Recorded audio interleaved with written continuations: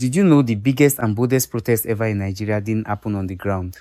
It happened in the sky, inside a plane. Yes, the aeroplane that you know. And guess what? It wasn't done by soldiers or millions of Nigerians or militants. It was done by just 4 young Nigerians. I know you are shocked, but calm down. Gather your village people, because we're about to go back in time to the year 1993, when 4 angry young men hijacked a Nigerian Airways plane, not for money, not for fame, but to fight for democracy. This story will leave you shocked and asking, how far can someone go when they feel unheard? Now, before we jump into the plane, let's understand what Nigeria looked like back then. 1993 wasn't a peaceful year. Nigeria was boiling with tension. There had just been an election, one of the freest and fairest in our history, and almost everyone believed Chief MKO Abiola had won. But then, General Ibrahim Babangida, the military ruler at the time, suddenly annulled the election. That is, he cancelled the election results. It is true that the presidential election was generally seen to be free, fair, and peaceful. However, there was in fact a huge array of electoral practices virtually in all the states of the Federation.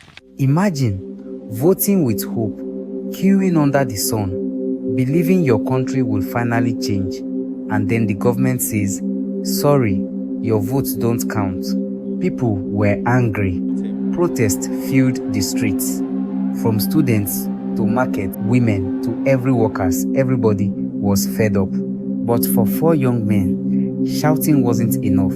They decided to take their anger where no one expected: the sky. Their names were Richard Ogunderu, Kabir Adenuga, Bennett Oluwada Easy, and Kenny Rasak Lawal. They were all in their late teens and early 20s, basically the age of many people watching this video right now. They said they belonged to a group called Movement for the Advancement of Democracy, or MAD for short. And honestly, their plan really was a bit mad. But what was their goal? To force the world to pay attention to what was happening in Nigeria.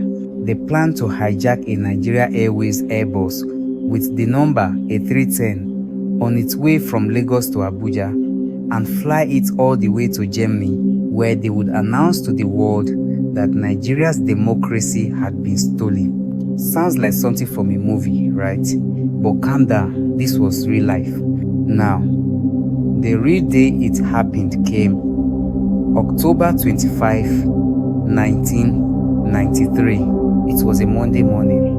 Nigeria Airways Flight 212 had just taken off from Lagos, heading to Abuja. There were 138 passengers and 11 crew members on board. Among them were businessmen, government officials, even members of a Chinese delegation. Everything was normal until suddenly chaos broke out. The 4 young men stood up, marched to the cockpit, and took control of the plane.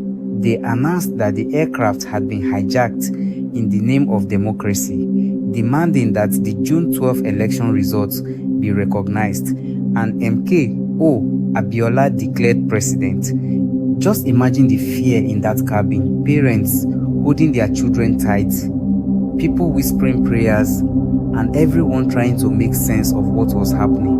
The hijackers were not wearing masks or carrying rifles.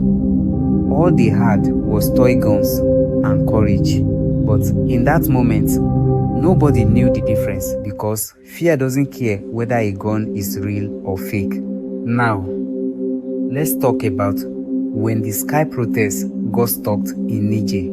The plan was to go straight to Germany, but there was a big problem. The plane didn't have enough fuel. So, instead of reaching Europe, the flight landed in Niamey, the capital of Niger Republic. As they landed, the Niger authorities surrounded the aircraft. Soldiers, police, everyone was on alert. The hijackers made demands. They wanted the Nigerian government to restore Abiola's mandate within 72 hours, or they will set the plane on fire. They released some passengers, mostly women, children, and foreigners, but kept a few Nigerians and the crew as hostages. For 4 days, that plane sat on the tarmac, surrounded by soldiers. The world watched. Nigeria was embarrassed. People didn't know whether to call them heroes or terrorists. But one thing was sure, the whole of Africa was now talking about Nigeria's stolen democracy. This is the part where the story gets more interesting. After days of waiting, the Nigerian forces decided enough was enough. On October 29, they stormed the plane. Gunshots rang out. Passengers screamed. In the chaos, one of the flight attendants, a young woman named Ethel Igwe, was killed. It was heartbreaking. The hijackers were overpowered and arrested on the spot. They were taken into custody by Niger's authorities and later sentenced to prison. The 4 young men spent over 9 years in a Nigerian prison. Think about it, 9 long years in a foreign jail, far from family, all because they tried to force a government to listen. When they were finally released in 2001, they came back home as changed men. In interviews years later, some of them said they didn't regret their action. They believed they had done what many adults were too scared to do. But at the same time, a life was lost, and the democracy they fought for didn't come immediately.